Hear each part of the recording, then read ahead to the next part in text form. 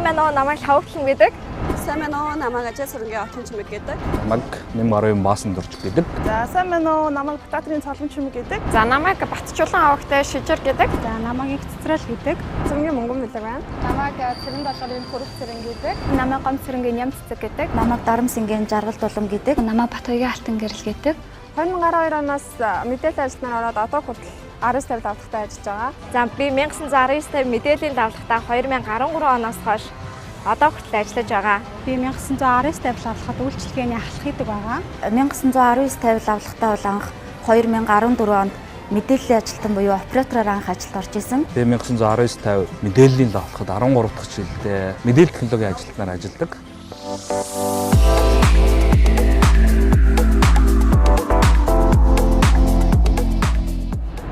Лавлах үйлчилгээний салбарыг нэгэн шин шатанд хүргэж, амжилтын өд зогсолтгүй тэмүүлж ирсэн тус хамт олонны хөгжлийн түлхүүр нь ажилдан албан хаагчтанд гэлээ. Цаг минутаар хэмжигддэг мэдээллийн эрэнд түүнд тохируулан хувьсан өөрчлөгдөж, хөгжих нь зүүн хэрэг. Тиймдээж тус лавлахын удирдлагууд цаг ямагт албан хаагчдаа хөгжүүлж, тэдний ур чадвар мэдлэг оюунд хөрөнгө оруулалт хийсээр ирсэн. Энэ удаа 15 жилийн ойд зориулж, оюуны хөрөнгө оруулалт хийж, залуусаа гадаадд сурган мэргэжлийн англи хэлтэй болгох зорилго тавьжээ. Лавагт улам 2013 оноос 1919 тавь лавлахад ажиллаж буй шин залуу боловсон хүчин. Тэрээр англи хэлийг богино хугацаанд чанартай сургаж чаддаг Филиппин улсыг зорьсон тус лавлахын хамт олонны хамгийн анхны гадаад дахь элч төлөөлөгч юм. Түүний дараа 1919 тавийн олон залуус Филиппиндээс алхаж дэлхийн хэд болсон англи хэлийг сурах эрхэм зорилгоо биелүүлэхээр явсан юм. Филиппин улс 110 орчим сая хүн амтай, хүн амынх нь 90% нь англиар ярьдаг. Монгол улсад хамгийн ойр орших англи хэлтэй улс юм. Нийслэл Себу хотод англи хэлний сургалт явуулдаг 200 гаруй сургууль бий. 1919 тавь лавлахын залуус Филиппин улсын англи хэлний сургуулиудын Монгол дахь албан ёсны төлөөлөгчийн газар Масс Актемаар дамжуулан сонгосон сургуулиудаа суралцгаар эрцгээлээ. Масс Актем болон 19 тавь лавлахынхаа англи хэлтэй Монгол залуус хөтөлбөрийн хүрээнд миний зүгээс Филиппин улсын Себу хотод байрладаг нийс англи хэлний сургууль за 2019 оны 5 сараас өдийг хүртэл тасралтгүй сурж байна. Себу хотын IMS Актемд англи хэл сурахаар ирсэн байгаа. За яг одоо болохоор би Филиппин улсын CII англи хэлний Актемд 6 сарын хугацаатай англи хэл сурахаар ирээд 3 сарын хугацаа маань өнгөрсөн байна. Би Филиппин улсын Себу хотын Села сургууль дээр ирээд суралцаж байна.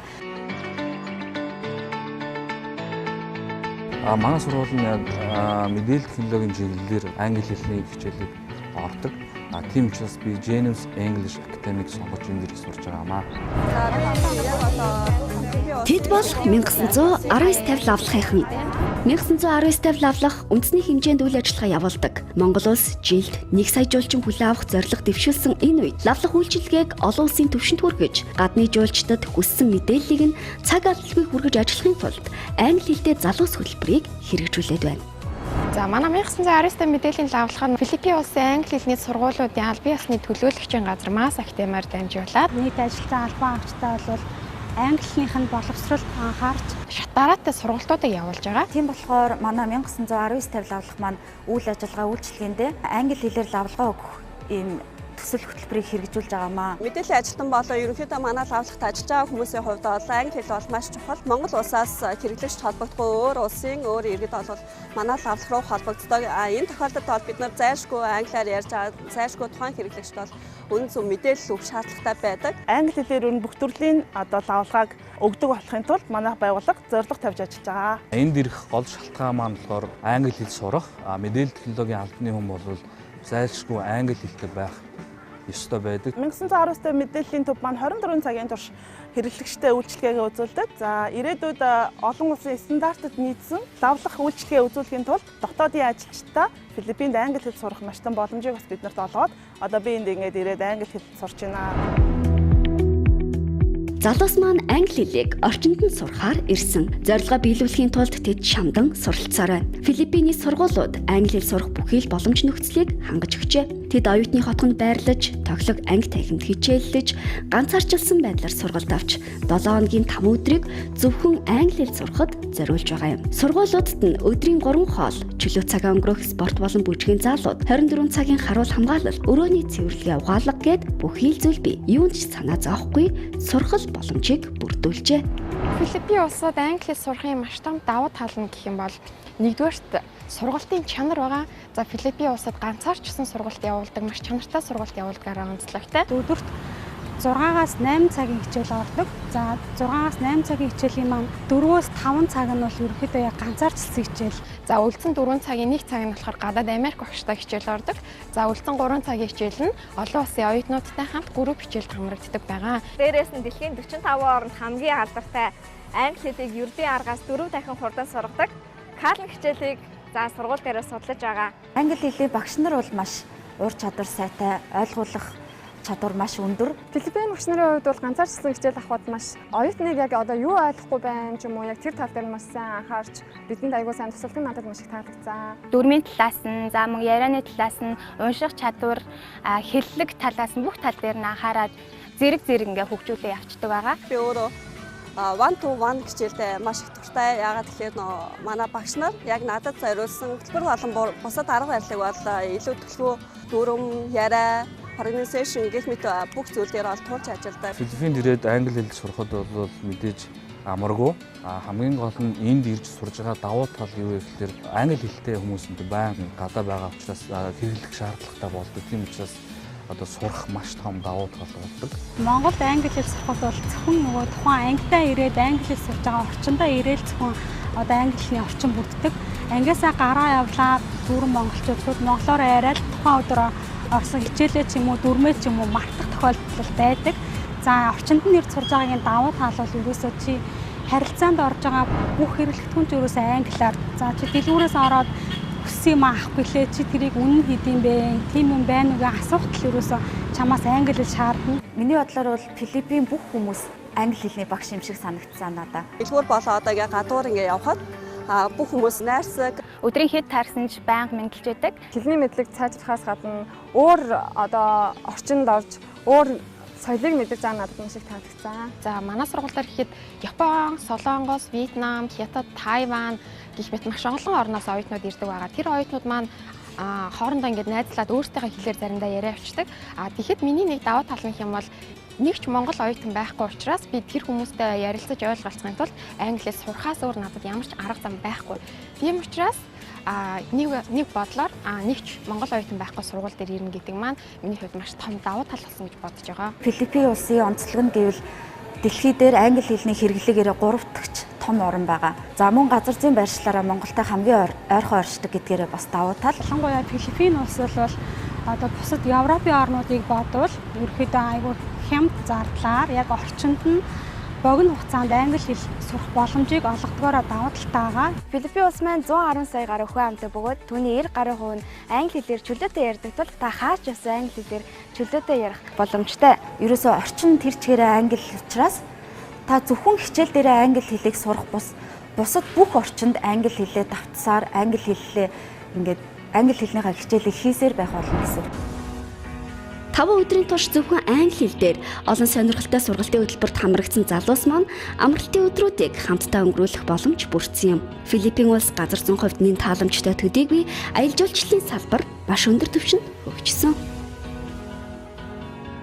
Филиппин улс бол өөрөө аялал жуулчлалын том бүс байгаа. Тийм учраас үзэж харах зүйл маш ихтэй. За амралтын 2 өдрүүдийн хувьд гэх юм бол ойрхон гоё далаагаар, бичээр, за гоё арлуудаар аялаж өнгөрөөдөг байгаа. Хаваасан гэдэг Филиппиний алдартай хүрхрээ байдаг. Тэр хүрхрээр бол явсан байгаа. 7 хоног бүр амралтын өдөр болгоно нэг газар руу яваад байхад л очиж үзмээр газрууд зөндөө байдаг. Багш нар маань маш олон газрыг бол санал болгодог.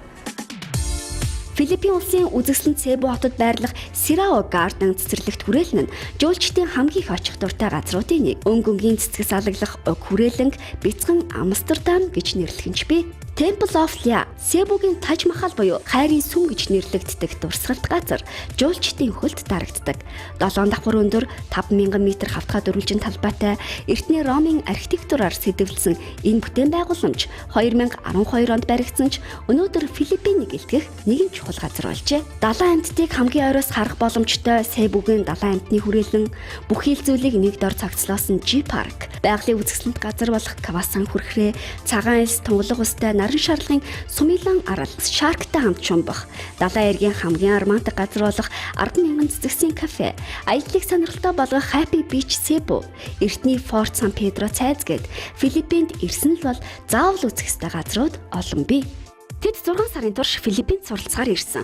Олон сарын турш гэр бүл, найз нөхдөс хол байсан залуусыгаа эргэж очихоор 19 лавлахын хэсэг хамт олон нь 3 сарын дараа Филиппинийг зорьсон юм. Амьдрах орчин, сургалтын үйл ажиллагаатай танилцахаар ирсэн тэд халуун дотноор уулзалдаж хамт олонныхоо сэтгэл шингэсэн илгээмжийг хүлээн авсан юм а. Эх орноос хол хэдийч бүгдээрээ нэгд оруулж, аяны богцоо задлаж, Монголоос ирсэн ааруул борцоо идэж, Монголд үлдсэн олон залуусынхаа сэтгэлийн үгийг сонсож, амьдралд олон тохиолдохгүй нэгэн торгон мөч Филиппинд өнгөрсөн юм. Филиппинд элч төлөөлөгч болж очсон залууст хамтдаа цагийг өнгөрүүлж уулзах мөч хомс. Өөрөөр сургуульд шахуу хөтөлбөрөөр суралцаж байгаа тэдэнд хамт олон нь сэтгэлийн үгтэй ил цагтал илгээж амжилт хүссэн юм а. Манайхаа ингээд 19 авлахын хамт олноос маань ингээд бид нар өөрсдийнхөө сэтгэлийн үгийг бичээ. Ингээд ийм хөөрхөн бэлэг илгээсэн. Тэгээ ингээд бүгдээрээ ингээд эхнээсээ аваад нэг аваад уншаа авчий гэж бодож байна. Ямар гоё.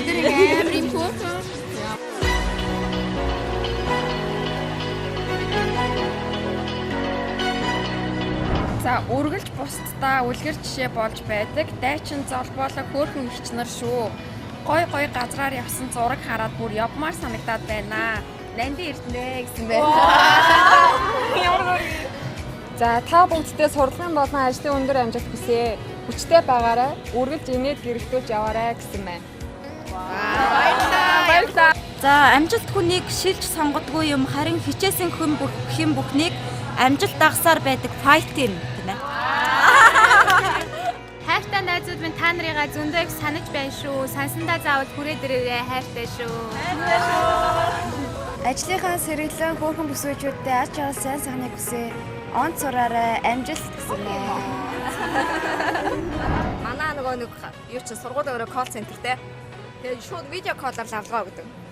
Одоо ном гэх юм бол шууд ингээд нөгөө ном үлээд, хуудсыг үзүүлээд, бүтээгдэхүүнийхаа ингээд танилцуулгыг үзүүлээд, тэгээд хүүхдүүд холбогдох юм бол хүүхдүүд заримдаа айгүй холбогддог. Хүүхдүүд холбогдох юм бол яг ардаа ингээд нөгөө оператор цагтай.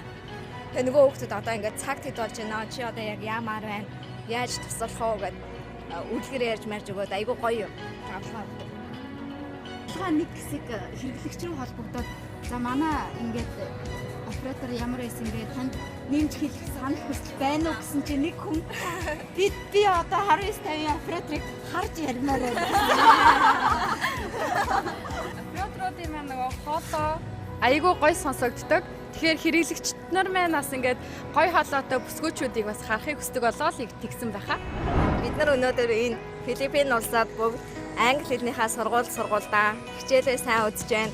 Хажуугаар нь бас 19 лавлахаа дэлхийн жишг төрөхийн тулд за Филиппин улс буюу за Азиад хамгийн томд ордог колл центрийн энэ оронд за тухайн мэргэжлээрээ бас бид нар давхар судалж байгаа. Сурсан мэдсэн бүх зүйлээ байгууллагатаа очоод та бүхэндээ бас зааж өгөн та бүхэндээ бас хуваалцах болно. 1919 лавлахын хамт олон маань нэгэн оройг G-Park-ийн үзэсгэлэнт байгальд хамтдаа өнгөрүүлсэн юм. Энэ үеэр Себу хотыг сонгон аялангаас суралцж байгаа жүжигчин Бат Төмрийн гэр бүлтэй уулзаж халуун дотны яриа өрнүүлсэн юм а. Монгол хүмүүсийн тааралдаад төлөө бас нэг орой бас ингээд сайхан танилцаад манай гэр бүлийг бас одоо оройн цоогонд өрсөн 1950-ийн хамт олон баярлаа. Танаа хамт олон мундаг хамт олон шүү. Тэгээ одоо манай гэр бүлчсэндээ одоо ингээд Улаанбаатар хотод ямар нэгэн шаардлагатай лавлгаа авахаар бол танаа лавлга руу хамгийн түрүүнд 1950 гэж толгойн дотор орж ирдэг. Тэгээ танаас руу залгаж холбоо барьцгаа. За ингээд жүжигчин Батагийн маань гэр бүл авсны 8 жилээ. За эхнэртэйгээ танилцсны 13 жилийн юм тэмдэглэлт өдөр маань ингээ өнөөдрөөс тохиож байгаа юм байна. Тэгээ Батагийнхаа гэр бүлд нь энэ хороогийн хамгийн сайн сайхан бүхнийг хүсээд Ариус тавилан авлагын хамт олноос энэ хөгжүүхэн зүйлийг гартуулж байгаамаа.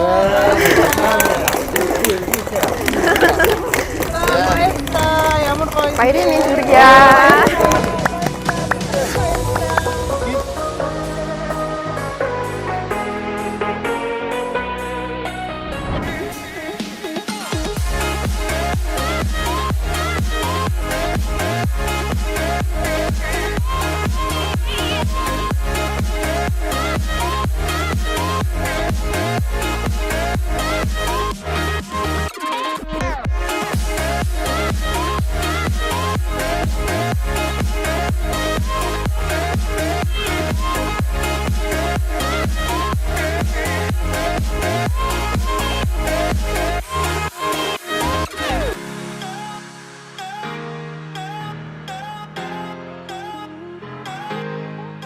Хамт олонныхоо итгэлийг хүлээж англи хэл сурах том зорилготой явсан лавлах үйлчилгээний төвийнхэнд хамт олон нь гинтийн бэлэг бэлдсэн юм. Ажилтан албан хаагчдаа цаг ямагт урамшуулж, мэдлэг чадварыг нь үргэлж хөгжүүлж, оюуны хөрөнгө оруулалт хийж байдаг 1919 тавилан авлагын удирдлагуудад ар гэрийнхнийхэн зүгээс талархсан сэтгэлээ энэ үеэр илэрхийлж байсан юм а. Олон сар хайртай гэр бүл, ээж аав, үр хүүхдээсээ хол байсан тэд энэ өдөр видео кол хийж, чин сэтгэлийн яриа өрнүүлж, нулимс туслуулан сэтгэл хөдлөсөн мартагдахааргүй нэгэн өдрийг өнгөрүүлсэн юм.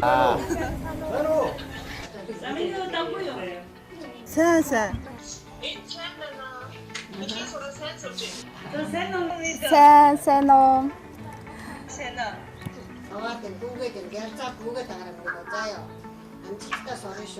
Миний дүү хичээл нь сайн уу?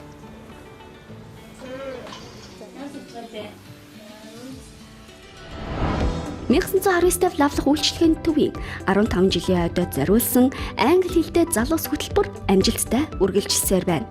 Хөтөлбөрийн хүрээнд лавлах үйлчилгээний төвийн залуус Филиппин улсад хэлний мэдлэгээ дээшлүүлсээр олон улсын стандартыг нэвтрүүлсэн гадаад зах зээл дээр бүтээгдэхүүн үйлчилгээгээ танилцуулж Монгол улсыг зорин эрхжүүлчдийг хүссэн мэдээлэлээр нь хангах эрхэм зорилготой хүрэхийн тулд байгууллагын үнэт зүйл болсон ажилтан албан хаагчдаа цаг ямагт чадварчлуулсаар байна. Тун удахгүй 1919 тавилан авлах англи хэл дээр үйлчилгээгээ явуулах болно. За Филиппин улсад суралцах энэхүү боломжийг олгосон нийт хамт олондоо болон удирдлагуудаа маш их баярлалаа. Би та нарын итгэлийг алдахгүй. Сайн сураад Монголдо очоод бусад мэдээллийн ажилтнуудаа туслах болно гэдгийг амлаж байна. Филиппин улсын Себу хотын хэлний сургууль дээр англи хэлний мэдлэгийг маань дээшлүүлэх боломжийг 19 тавилан авлагын маань удирдлагууд манай байгууллага маань олгосон байгаа. Цаадан гац монголоор биш ертөнцийг илүү өргөн цар хүрээтэй юм үзэж нүд тайлах боломжийг олгосон. Энэхүү боломжийг олгосон 1919 тавилан авлагын удирдлагууд за мөн хамт олондоо за бүгдэнд нь бас маш их баярлалаа гэж бас хэлмээр байна. Энэхүү ховор цогшааныг олгосон захирлууд болоод хамтран ажиллаж байгаа нийт мэргэжилтнүүдтэй энэ боломжийг олгосон компанийнхаа удирдлагууд болон захирлуудтай маш их баярлалаа гэж хэлмээр байна. 1919 мэдээллийн лавлахын 15 жилийн энэ онд тохиож байгаа. За бидэнтэй хамтран ажилладаг мэдээлэл харилцаа холбооны салбарын бүх байгууллага та бүхэн 19 тавилан авлагаар үйлчлүүлдэг нийт үйлчлүүлэгч харилцагч нартаа үе үеийн дарга удирдлагууд 19 тавилан авлагын хамт олон бүх ажилчдаа 15 жилийн баярын мэнд хүргэе. Байгууллагын уурах тарих хөдөлгөгч хүчин болсон ажилтан албан хаагчдаа боддоор дэмжиж мэдлэг цорилсан бизнесийн үйл ажиллагааг явуулахад Мас Актем хамтран ажиллаж байна. Мас Актем нь олон улсад байгууллага хамт олонны сургалтуудыг амжилттай зохион байгуулж ирсэн. Энэ удаа бид 1919 мэдээллийн лавлахын хамт олонтой хамтран англи хэлтэй залуус төслийг 2 дахь жилдээ хэрэгжүүлж байна. Энэ төслийн хүрээнд бид нар нэг жилд 50 ажилтныг англи хэлтэй болохоор зорин авч ажиллаж байгаа бөгөөд өнөөдөр 15 ажилтан өөрсдийнхөө сургууль дээр очиод амжилттай суралцж байна. Өнөөдөр англи хэл дэлхийн нийтийн хэл болсон. Энэ цаг үед байгууллагын үнэт зүйл болсон боловсон хүчнийхээ чадваржуулах, мэрэгшүүлэх чиглэлд хамтран ажиллахыг хүсвэл манай байгууллагын үе даалга өргөж танд нээлттэй болно. Англи хэлтэй Монгол залуус хөтөлбөр үргэлжилсээр